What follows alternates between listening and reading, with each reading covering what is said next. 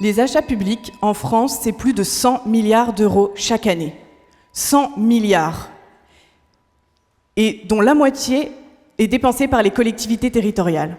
Imaginez que cet argent soit utilisé pour favoriser des procédés respectueux de l'environnement. Chaque décision d'achat est un choix écologique. Des routes en matériaux recyclés, des bâtiments économes en énergie. C'est le cœur de ma recherche. Comprendre comment la commande publique peut devenir un levier puissant de la protection de l'environnement.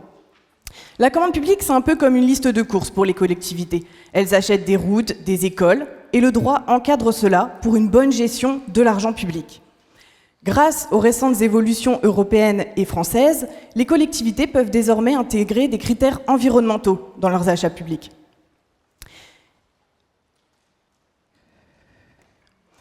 Ce qui permet de favoriser des entreprises qui auraient investi sur des procédés respectueux de l'environnement, comme par exemple des camions poubelles électriques.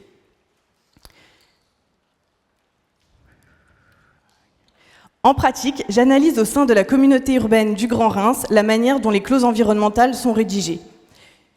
Par exemple, quelles pratiques favorisent la commande publique? Influent sur la commande publique, pardon. Est-ce que les collectivités se saisissent des nouvelles souplesses qu'elles ont à leur disposition, les nouvelles souplesses juridiques? Est-ce qu'elles s'approprient ces outils? Est-ce que des exigences trop pointues ne vont pas venir restreindre la concurrence? Autant dire que le champ d'investigation est vaste. Moi, j'étudie les freins et leviers juridiques, budgétaires et techniques qui encadrent ces choix.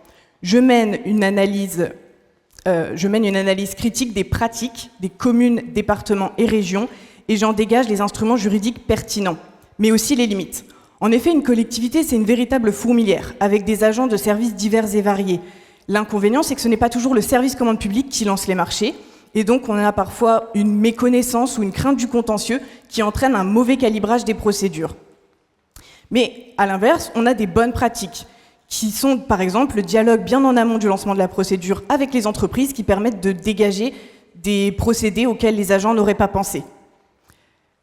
L'idée n'est pas de faire un recensement exhaustif des pratiques ou des dispositions prévues par les collectivités, mais d'en dégager des tendances, d'analyser leur pertinence et leur légalité.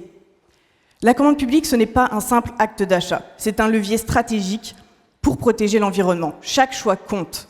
Les choix juridiques, stratégiques et politiques font de la commande publique un levier puissant de la protection de l'environnement.